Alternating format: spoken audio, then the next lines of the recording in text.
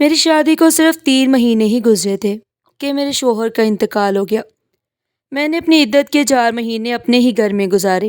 اس کے بعد میرے ماں باپ مجھے لینے کے لیے آئے، مگر میں ان کے ساتھ نہیں گئی کیونکہ میں ان پر مزید بوجھ نہیں ڈالنا چاہتی تھی۔ میرے والد کی مالی حالات پہلے ہی ٹھیک نہیں تھے اور انہوں نے بڑی مشکلوں سے میری شادی کی تھی۔ میرے سسرال والے اچھے خاصے امیر تھے۔ میری ساس کے صرف 2 بیٹے اور ایک بیٹی تھی۔ میرا شوہر اس کا چھوٹا بھائی۔ میرے شوہر کے انتقال کے بعد میں چاہتی تھی کہ میری ساس میری شادی اپنے دوسرے بیٹے سے کروا دے، اسی لیے میں نے ان کا دل جیتنے کی بے شمار کوششیں کی، مگر گھر کے سارے کام خود کرتی اور رات کو سونے سے پہلے ساس کے پاؤں بھی دباتی۔ مجھ سے جتنا بھی ہو سکتا تھا میں ان کی خوب خدمت کرتی تاکہ وہ ایک بار پھر مجھے اپنی ہی بہو بنا لے۔ میری ایک نند تھی جو شادی شدہ تھی، وہ بہت کم ہمارے گھر آتی کیونکہ اس کی شادی بھی ایک بڑے امیر کبیر گھرانے میں ہوئی تھی اور وہ اپنے میکے آنا زیادہ پسند نہیں کرتی تھی۔ اس کے گھر میں تو ہمارے گھر سے بھی زیادہ آسائشیں تھیں اور وہ وہاں بہت خوشگوار زندگی گزار رہی تھی۔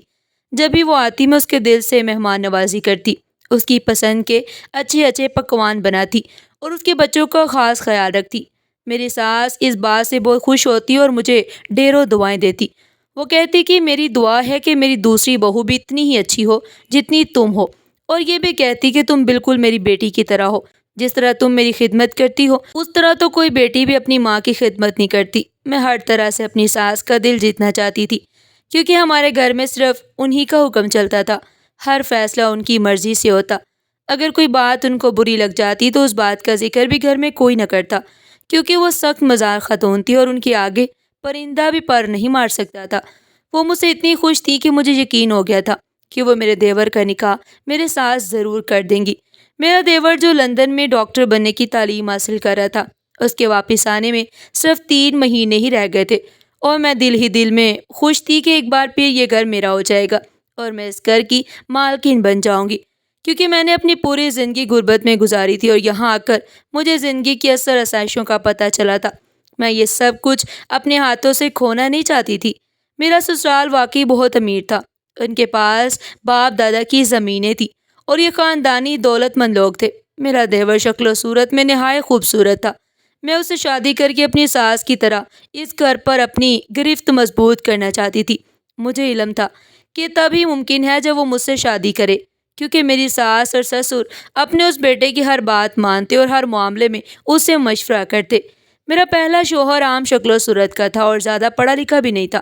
اس کو بچپن میں ایک بیماری ہو گئی تھی جس کا علم پورے خاندان کو تھا، مگر میری ساس نے یہ بات میرے والد سے چھپائی کیونکہ وہ جانتی تھی کہ اگر میرے والد کو پتہ چلتا تو وہ کبھی میرا رشتہ وہاں نہ کرتے۔ میرے والد لا علم تھے، اس چیز سے باخبر تھے، اس لیے میری ساس نے یہ رشتہ کروا دیا اور میں اس گھر میں آ گئی۔ مگر موت کو کون ٹال سکتا ہے؟ میری شادی کو 3 مہینے ہوئے تھے کہ میرے شوہر کی طبیعت اچانک بگڑ گئی۔ میری ساس نے ان کے علاج پر بہت پیسہ لگایا۔ وہ انہیں دوسرے ملک بھیجنا چاہتی تھی مگر وقت کم تھا اور چند دنوں میں وہ دنیا چھوڑ گئے۔ شوہر کے انتقال کے بعد میں نے پورے 1 سال تک اپنی ساس سسر اور نند کی خدمت کی اور گھر کو سنبھالا، مگر اس دن مجھے بہت دکھ ہوا جب میری ساس نے کہا کہ میں اپنے چھوٹے بیٹے کے لیے لڑکی ڈھونڈوں گی اور اس کی شادی کر دوں گی۔ میں دل ہی دل میں سوچ رہی تھی کہ میں جو دن رات ان کے آگے نوکرانی بنی پھرتی ہوں، میری ساری محنت رائگاں جائے گی اور میں ایسا ہرگز نہیں ہونے دوں گی۔ ایک دن میں اور میری ساس شہر کی مشہور درگاہ بی بی پاک دامن گئے کیونکہ وہ ہر جمعرات کو وہاں جاتی تھی۔ جیسے ہم وہاں پہنچے تو ایک نوجوان نبینہ لڑکی بیکارن بنی بیٹھی تھی۔ اسے دیکھ کر میری ساس بہت پریشان ہو گئی۔ وہ اس کے پاس جا کر بیٹھ کر پوچھنے لگی کہ تم نبینہ کیسے ہو گئی ہو اور یہاں کیا کر رہی ہو؟ وہ اسے اس طرح باتیں کری تھی جیسے اسے پہلے سے جانتی ہو۔ میں یہ سب دیکھ کر حیران تھی۔ میری ساس اس لڑکی سے معافیاں مانگ رہی تھی اور اسے اپنے ساتھ چلنے کا کہہ رہی تھی۔ وہ نبینہ لڑکی ان سے کہہ رہی تھی کہ میں آپ کے ساتھ ہرگز نہیں جاؤں گی۔ میرے ساتھ جو کچھ ہوا ہے وہ آپ کی وجہ سے ہوا ہے اور میں آپ کو کبھی معاف نہیں کروں گی۔ میری ساس روتے ہوئے کہہ رہی تھی کہ اب تمہاری ہر خواہش پوری ہوگی، بس تم میرے ساتھ چلو۔ آخر کار وہ لڑکی ان کے ساتھ ہمارے گھر آنے میں مان گئی۔ میں نے ساس سے پوچھا کہ یہ کون ہے اور آپ اسے گھر کیوں لائی ہیں؟ تو انہوں نے صرف اتنا کہا کہ میں اپنے بیٹے عارف کی شادی اس سے کروں گی۔ یہ سن کر میرے پیروں تلے سے زمین نکل گئی کیونکہ میں نے جو خواب دیکھے تھے وہ سب ٹوٹتے ہوئے نظر آ رہے تھے۔ ساس نے یہ کہہ کر واضح کر دیا کہ اس بارے میں مجھ سے کوئی سوال نہ کیا جائے۔ مجھے حیرت تھی کہ وہ ایک نبینا بیکارن کو اپنے ڈاکٹر بیٹے کے لیے کیسے پسند کرتی ہیں، اور میں یہ بھی سوچ رہی تھی کہ میرا دیور تو اسے دیکھتے ہی انکار کر دے گا، کیونکہ وہ لندن میں پڑھتا تھا اور اس کی پسند بھی یقیناً کسی پڑھی لکھی لڑکی کی ہوگی۔ وہ کسی نابینا لڑکی سے شادی کیسے کرے گا؟ مگر میری ساس نے یہ بات اس سے چھپائی کہ جس لڑکی سے اس کی شادی کرنے جا رہی ہیں وہ نابینا ہے۔ میں نے بہت کوشش کی کہ اپنے دیور کو یہ حقیقت بتا دوں، مگر ساس نے سختی سے منع کر دیا کہ عارف کو اس بارے میں کچھ نہیں پتہ چلنا چاہیے کہ اس کی شادی کس کے ساتھ ہونے والی ہے۔ جب نکاح کا وقت آیا اور میرا دیور عارف اس لڑکی کو دیکھ کر بہت خوش ہوا تو میں حیران رہ گئی کہ آخر وہ اتنا خوش کیوں ہے۔ ایک نابینا لڑکی اس کی بیوی بننے جا رہی ہے اور پھر بھی وہ خوش ہے۔ میری پریشانی بڑھتی ہی چلی جا رہی تھی کیونکہ مجھے کچھ سمجھ نہیں آ رہا تھا۔ نکاح مکمل ہوا اور میری آنکھوں کے سامنے وہ اپنی بیوی کا ہاتھ پکڑ کر اپنے کمرے میں چلا گیا اور میرے سارے خواب ٹوٹ کر رہ گئے۔ پھر میری ساس نے مجھے حکم دیا کہ عارف اور اس کی بیوی کی ساری ذمہ داری اب میری ہے، کیونکہ وہ اندھی ہے، اسے کچھ نظر نہیں آتا۔ اس کے کھانے پینے سے لے کر ہر کام تک سب ذمہ داری میری ہے۔ یہ سوچ کر میرا دل جل اٹھا کہ میں نے پہلے اپنی ساس کی خدمت کی اور اب دیورانی کی نوکری کروں۔ میں نے ہمت کر کے اس دن ساس سے بات کرنے کا فیصلہ کیا اور ان کے کمرے میں چلی گئی۔ میں نے کہا، امی جان، آپ نے میرے بارے میں کیا سوچ رکھا ہے کہ آپ مجھے ہمیشہ نوکرانی بنا کر رکھیں گی؟ پہلے تو آپ تھیں، اب آپ نے یہ نابینا لڑکی بھی میرے سر پر سوار کر دی ہے۔ میں نے اپنے شوہر کی ماں ہونے کی وجہ سے آپ کی دل و جان سے خدمت کی، لیکن اب میں اس لڑکی کی خدمت نہیں کر سکتی۔ میری ساس نے نرمی سے کہا، آ کر میرے پاس بیٹھو، میں تمہیں سب بتاتی ہوں۔ میرا دل نہیں مان رہا تھا لیکن مجبوری تھی۔ میں ان کے پاس جا کر بیٹھ گئی۔ انہوں نے بتایا کہ یہ بات اس وقت کی ہے جب عارف لندن نہیں گیا تھا۔ وہ کہنے لگی، یہ لڑکی ہمارے ہی محلے میں رہتی تھی اور عارف اسے دل و جان سے چاہتا تھا۔ یہ لڑکی بھی عارف کو پسند کرتی تھی۔ خاندان کے لوگ کئی بار مجھے کہہ چکے تھے کہ میں اس کا رشتہ لے کر جاؤں، مگر میں عارف کا رشتہ ایک امیر گھرانے میں کرنا چاہتی تھی۔ میں نے پیسے کو انسان کی خوشیوں سے بڑا سمجھا۔ سب نے سمجھایا مگر میں نہ مانی۔ ایک دن میں اس لڑکی کے گھر گئی اور اس کے والدین سے کہا کہ اپنی بیٹی کو عارف سے دور رکھے ورنہ اچھا نہیں ہوگا۔ میں نے ان پر الزام لگایا کہ وہ میرے پیسوں اور جائیداد پر نظر رکھے ہوئے ہے۔ اس کی ماں نے روتے ہوئے کہا، ہم غریب ضرور ہیں لیکن عزت والے ہیں۔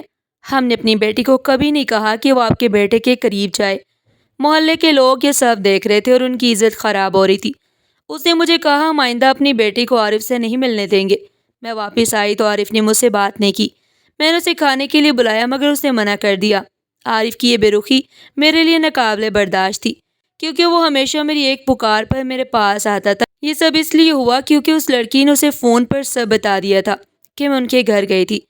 اگلی صبح عارف گھر سے نکلنے لگا تو میں نے پوچھا، کہاں جا رہے ہو؟ اس نے کہا، میں نیلم سے ملنے جا رہا ہوں۔ میں نے اسے روکا، کہا کہ میں اس غریب لڑکی سے تمہاری شادی ہرگز نہیں ہونے دوں گی، وہ صرف تمہارے پیسوں پر نظر رکھتی ہے۔ عارف میری بات سنے بغیر چلا گیا۔ جب واپس آیا تو زاروں کا تار ہو رہا تھا۔ وہ کمرے میں چلا گیا اور ہر چیز توڑ دی۔ میں نے دروازہ کھٹکھٹایا مگر اس نے جواب نہ دیا۔ سارا دن کھانا نہیں کھایا۔ یہ حالت دیکھ کر میرا دل کٹنے لگا کیونکہ میں اسے جان سے زیادہ چاہتی تھی۔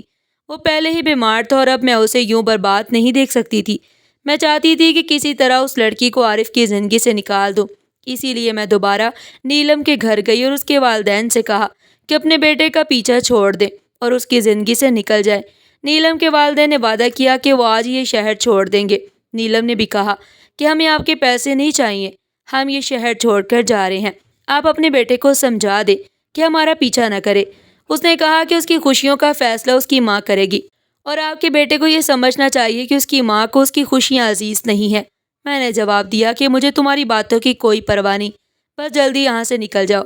اس کے بعد میں گھر لوٹی تو عارف کی حالت اور خراب ہو چکی تھی۔ وہ کھانا پینا چھوڑ چکا تھا۔ ایک دن وہ بے ہوش ہو کر گر پڑا اور بے ہوشی میں صرف نیلم کا نام لے رہا تھا۔ اس وقت مجھے احساس ہوا کہ کاش میں نے ان دونوں کی شادی کر دی ہوتی تو آج یہ نوبت نہ آتی۔ میرا بیٹا ہسپتال میں تھا۔ جب اسے ہوش آیا تو روتے ہوئے کہنے لگا، امی، مجھے نیلم کے پاس جانا ہے، خدا کے لیے مجھے اس سے ملا دے۔ میں نے اسے کہا، بیٹا، جیسے ہی تم ٹھیک ہو جاؤ گے میں تمہارا رشتہ لے کر اس کے گھر جاؤں گی اور تمہاری شادی نیلم سے کر دوں گی۔ یہ خبر سننے کے بعد عارف تھوڑا خوش ہونے لگا اور کچھ ہی دنوں میں وہ بالکل ٹھیک ہو گیا۔ جب ہم گھر واپس آئے تو عارف پھر سے نیلم سے ملنے گیا اور بہت مایوس ہو کر گھر واپس آیا۔ عارف نے مجھے آ کر بتایا کہ امی، اب تو آپ بھی مان گئی تھی، اب تو آپ بھی راضی ہو گئی تھی کہ میری شادی نیلم کے ساتھ کروا دیں گی، پر پتہ نہیں کیوں نیلم اور اس کے گھر والے شہر چھوڑ کر کہاں چلے گئے ہیں ان کا نمبر بھی بن جا رہا ہے۔ اب میں ان کو کہاں ڈھونڈوں گا؟ پتہ نہیں وہ لوگ کہاں چلے گئے ہیں۔ اس محلے میں کافی لوگوں سے پوچھا ہے مگر کسی کو بھی نہیں پتا کہ وہ لوگ آخر کہاں گئے ہیں، کیونکہ جانتی تو میں بھی نہیں تھی کہ وہ لوگ آخر کہاں گئے۔ عارف نے پورے 6 مہینے نیلم کو تلاش کیا مگر اسے کہیں بھی نہیں ملے۔ آخر وہ مایوس ہو کر عارف کو یہ بات قبول کرنی پڑی کہ وہ اسے کہیں بھی نہیں ملے گی۔ عارف نے یہ فیصلہ کیا کہ وہ یہ ملک چھوڑ کر چلا جائے گا اور کبھی بھی واپس نہیں آئے گا۔ عارف کا یہ فیصلہ سن کر میں بہت اداس ہو گئی اور اپنے کیے پر بہت پچھتانے لگی کہ میں نے آخر ایسا کیوں کیا۔ اگر اس کی شادی نیلم کے ساتھ کروا دیتی تو کم از کم میرا بیٹا میری آنکھوں کے سامنے رہتا اور یہ ملک چھوڑ کر کبھی نہ جاتا۔ میں نے عارف کو سمجھانے کی بہت کوشش کی، اسے روکنے کی کوشش کی، مگر اس نے میری ایک بات بھی نہ مانی۔ اس نے کہا کہ میں نیلم کے بنا بالکل نہیں رہ سکتا اور اس ملک میں رہ کر مجھے نیلم کی یاد ضرور آئے گی۔ ایسا ہو ہی نہیں سکتا کہ میں اپنے شہر میں رہوں اور آتے جاتے نیلم کے گھر کی طرف نہ دیکھوں اور اس کی یاد مجھے نہ آئے۔ میرا جینا بہت مشکل ہو گیا ہے۔ یہ ساری باتیں بتا کر عارف بہت رویا اور میں اپنے کیے پر بہت پچھتائی کہ میں نے اپنی زندگی میں آ کر اپنے بیٹے کی خوشیاں برباد کر دی۔ اگر میں اس کی شادی نیلم کے ساتھ کر دیتی تو آج وہ کتنا خوش ہوتا۔ میری وجہ سے اس کی آنکھوں میں آنسو تھے۔ اس کے بعد عارف لندن چلا گیا اور میں نے نیلم کی تلاش جاری رکھی۔ میں نے نیلم کے سارے رشتہ داروں سے بھی کہہ دیا کہ اگر آپ لوگوں کو کبھی بھی نیلم یا اس کے گھر والوں کا کچھ پتہ چلے تو مجھے ضرور بتا دیں۔ عجیب بات یہ تھی کہ کسی کو بھی ان کے بارے میں کچھ بھی پتہ نہیں تھا کہ آخر وہ لوگ گئے کہاں۔ اس کے بعد میں ہر جمعرات بی بی پاک دامن کے دربار پر جاتی اور دعا کرتی کہ میرے بیٹے کی خوشیاں مجھے واپس مل جائیں اور وہ نیلم کے ساتھ مل جائے۔ میری دعائیں قبول ہوئیں اور مجھے نیلم بی بی پاک دامن کے ہی دربار پر مل گئی۔ میں نے جب اسے وہاں دیکھا تو میں بہت خوش ہوئی اور اسے لے کر اپنے گھر آ گئی۔ نیلم نے مجھے بتایا کہ جس رات وہ لوگ یہ شہر چھوڑ کر جا رہے تھے اسی رات ان کا ایک بہت برا حادثہ ہو گیا تھا اور اس حادثے میں اس کے دونوں ماں باپ کی موت ہو گئی تھی اور نیلم نابینا ہو گئی تھی۔ یہ بات سن کر میں بہت روئی کیونکہ اس کے ساتھ یہ سب کچھ میری ہی وجہ سے تو ہوا تھا۔ اگر میں اسے یہ شہر چھوڑنے کے لیے نہ کہتی تو اتنا بڑا حادثہ ان کے ساتھ نہ ہوتا۔ پھر میں نے فیصلہ کیا کہ میں کچھ ہی دنوں میں نیلم کی شادی عارف کے ساتھ کر دوں گی۔ عارف جیسے ہی واپس آیا تو وہ نیلم کو دیکھ کر بہت خوش ہوا۔ عارف کو خوش دیکھ کر میں بھی بے فکر ہو گئی کیونکہ مجھے ایک پل بھی اپنی زندگی میں سکون محسوس نہیں ہوتا تھا۔ میرے پاس بہت پیسہ تھا، زندگی کی ہر آسائش موجود تھی الحمدللہ، مگر ان کی خوشی میرے لیے سب چیزوں سے زیادہ تھی۔ وہ مجھے کہہ رہی تھی کہ بیٹی مجھے پتا ہے کہ تمہارے دل میں کیا تھا اور تم کیا چاہتی تھی، مگر میں مجبور تھی۔ میں ویسا کبھی نہیں کر سکتی تھی جیسا تم چاہتی تھی۔ تم میری بیٹی ہو، تم نے جس طرح میری خدمت کی ہے اس کا اجر تو تمہیں اللہ ہی دے گا۔ اگر تم شادی کرنا چاہتی ہو مجھے بتا دو، میں تمہارے لیے اچھے سے اچھا رشتہ دیکھ کر تمہاری شادی کسی اونچے خاندان میں کر دوں گی۔ میری خوشی صرف تمہارے ساتھ ہے۔ اس رات انہوں نے مجھے کہا تھا کہ میرے پاس جتنی بھی دولت ہے میں اپنی ساری دولت کے 2 حصے کروں گی، اس میں سے ایک حصہ تمہارا اور ایک عارف کا ہوگا۔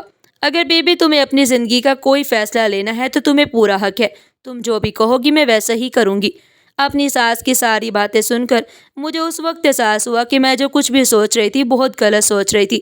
میرے دل میں بھی دولت کا لالچ اتنا بڑھ گیا تھا کہ مجھے اپنے گھر والوں کا پیار بھی نظر نہیں آ رہا تھا۔ اگر وہ چاہتے تو اپنے بیٹے کی موت کے بعد مجھے میرے میکے بھیج سکتے تھے، مگر ان لوگوں نے میرے ساتھ ایسا کچھ نہیں کیا اور میری ساس نے مجھے اپنی بیٹی بنا کر اپنے پاس رکھا۔ میں نے اس وقت اپنی ساس کو کہہ دیا کہ نہیں امی جان، میں اپنی پوری زندگی آپ کے ساتھ ہی گزاروں گی۔ اس گھر میں جتنی خوشی مجھے ملی ہے میں نے تو کبھی سوچا بھی نہیں تھا کہ میری زندگی میں اتنی خوشیاں اور اتنا سکون ہوگا۔ آپ نے جتنا کچھ مجھے دیا ہے میرے لیے تو یہ بھی بہت ہے، مجھے مزید کی خواہش نہیں ہے۔ میری ساس نے اسی وقت مجھے گلے سے لگا لیا اور کہا کہ تم میری بیٹی ہو اور ہمیشہ میری بیٹی رہو گی۔ اس بات سے مجھے بہت خوشی ملی۔ میں نے اسی وقت ساس سے کہا کہ امی جان، میں عارف اور اس کی بیوی کو ان کے کمرے میں کھانا دے کر آتی ہوں۔ میں نے اپنی ساس سے کہا کہ اب آپ ان دونوں کی فکر مت کیا کریں، میں ہی اپنی دیورانی کا خیال رکھوں گی۔ اس کی آنکھیں نہیں ہیں تو کیا ہوا، میرے لیے بہن جیسی ہے، میں اسے کبھی اس بات کا احساس نہیں ہونے دوں گی کہ اسے کچھ نظر نہیں آتا، میں اس کا بہت خیال رکھوں گی۔ میری ساس نے میرے سر پر ہاتھ رکھ کر مجھے دعا دیتے ہوئے کہا، میری بیٹی مجھے تم سے یہی امید تھی۔ میں جیسے ہی کھانا اور دودھ لے کر عارف کے کمرے میں گئی تو وہاں 3 اور ڈاکٹر بیٹھے ہوئے تھے اور عارف ان کے ساتھ نیلم کی ہی بات کر رہا تھا کہ میں جس لڑکی کے بارے میں آپ لوگوں کو بتاتا تھا یہی ہے وہ نیلم، جس سے میں بہت محبت کرتا تھا، اور آج شکر ہے اللہ کا کہ نیلم مجھے مل گئی ہے اور اس کا ساتھ پا کر میں بہت خوش ہوں۔ مجھے تو اپنی قسمت پر یقین نہیں آ رہا تھا کہ مجھے اپنی محبت حاصل ہو گئی ہے۔ عارف کے دوست جو ڈاکٹر تھے وہ عارف سے کہہ رہے تھے کہ تم نیلم کو لندن لے کر آؤ، ہم اس کا وہاں آپریشن کرائیں گے اور پھر نیلم کی آنکھیں واپس آ جائیں گی۔